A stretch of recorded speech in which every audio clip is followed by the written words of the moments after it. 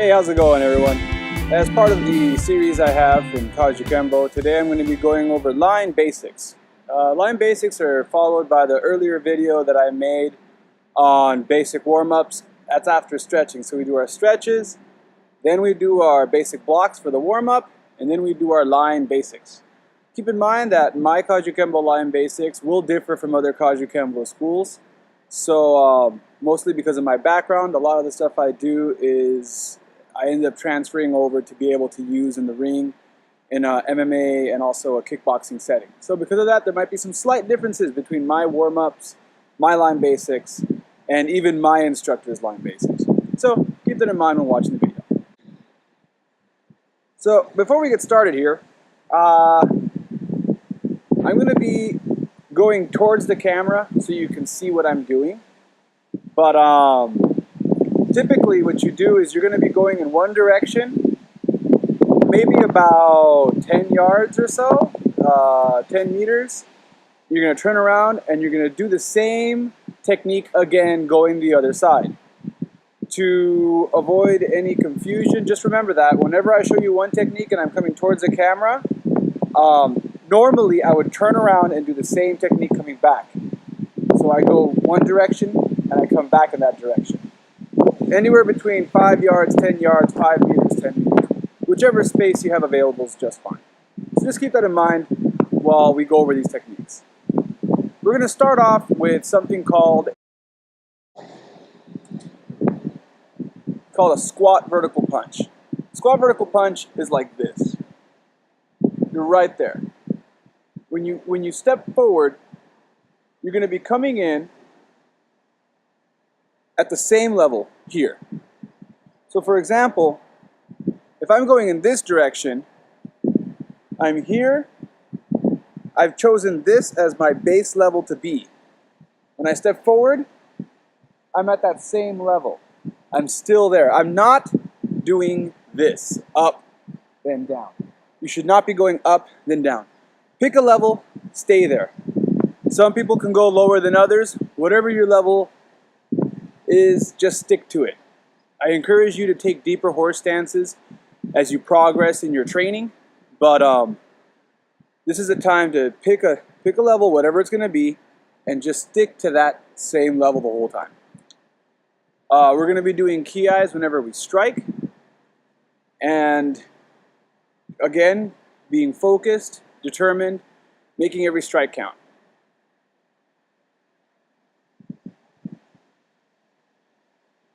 One, huss, two, huss, three, huss, four, huss, five, huss. Now normally I would go back again in that direction. So keep that in mind. Next we're going to be doing a side-side pound. A side-side pound is like this. Again, you're in your horse stance. This hand is open. It's going to be here.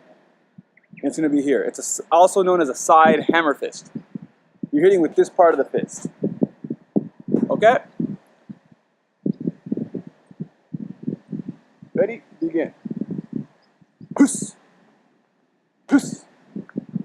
Huss. Huss. From another angle.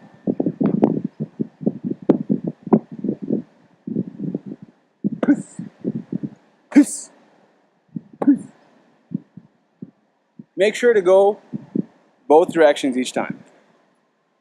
All right, now that we've covered a squat vertical punch and a side-side pound, we're going to be going over the traditional karate, we call it a reverse punch in my school. You're going to be in a bow stance here, this hand at the hip, this hand forward. When you step forward, your feet come together, come apart, huss. Feet together, apart, huss. Huss. Huss. Again, intended to go in one direction and then come back again. After you're done with that punch, and you've gone in both directions, you're going to move on to a front kick. For your front kick, you always check cover. We're going to switch the camera angle. I'll be on this side now. The check cover, you look behind, You confront, hands up,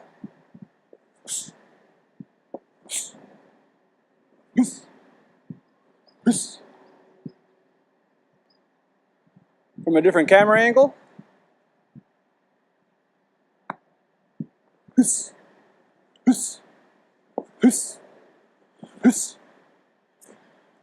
Always with your hands up.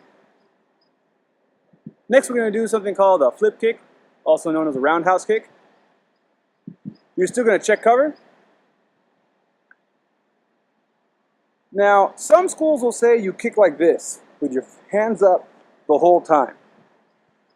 This is the one difference I have, that I made. To generate more power, I will bring my hand down. Some will argue against it, but that's just how I do it for my school. And it's worked for me in fights, so that's why I do it. So check cover. Huss, huss, huss, huss, huss. Always bringing my hands up after the kick. Remember that. Next, we're going to be doing a side kick. For the side kick, you're going to check cover, step forward, kick. Switch legs, hands up, forward, kick. From a different camera angle.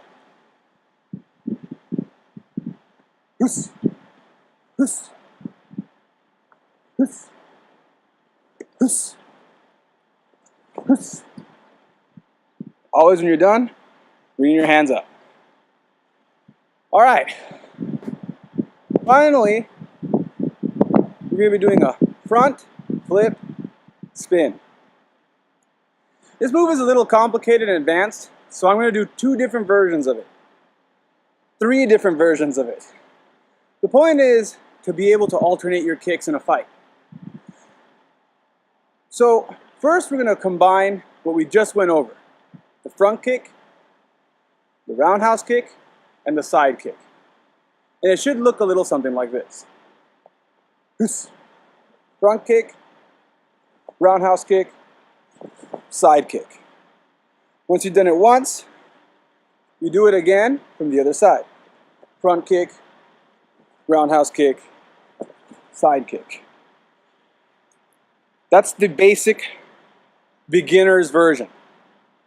If you want to try a little more of a challenge, we're going to be doing a wheel kick, as it's called in MMA. I like to call it a spin kick. If you want to get really technical, there's 2 other ways to do this. There's a spinning hook or a spinning outside crescent. I'll be showing both. So first we're going to start with the easiest version of this, which is the spinning outside crescent. All right? So you're going to check cover. You're going to do your front kick. You're going to do your roundhouse kick, but you're going to follow all the way through. And when you're here, your lead leg is going to be doing a giant circle this way. Like that. And then you're going to set. And then you're going to do it again from the other side. After that, you're going to have to switch your stances, right? You were here. Now you're going to be here. You're going to do your front kick. Follow through with that roundhouse kick. And again, a big circle with the lead leg. There. That's the outside crescent. Now, the outside crescent is like that. Next, we're going to be doing something that's more similar to what's done in MMA, known as the wheel kick, where you're going to be doing the same kick, but you're going to be hitting with the outside heel. So it looks a little different. Keep that in mind. So again, you're going to put it in slow motion. So again, front kick, roundhouse kick, hook kick.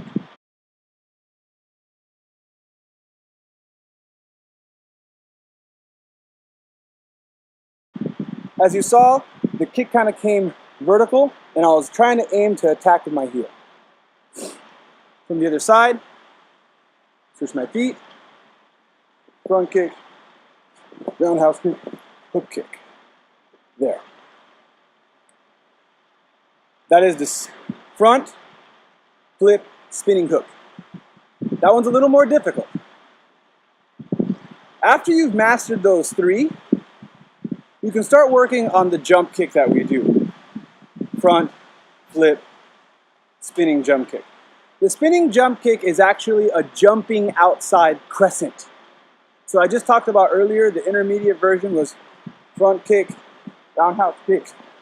There, you're going to be in that same motion, but this time you're going to be jumping.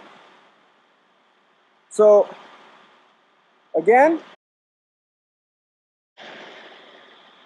check cover, front kick, roundhouse kick, outside crescent, hands up.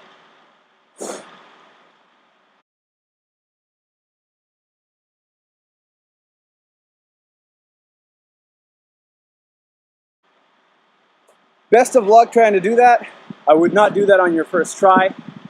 Make sure to practice it. You are going to have a stronger side. For me, my strongest side is starting off with my left. If I do it with my right, I don't get as much air and I don't have as good form, but I'll do it anyway if you want to see. Right? Front, roundhouse kick, flip kick. As you saw, it's not as good.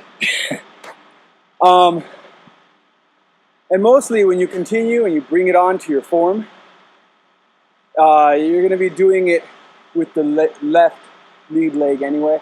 So if anything, really practice on mastering that technique from not southpaw, but a regular stance from right here.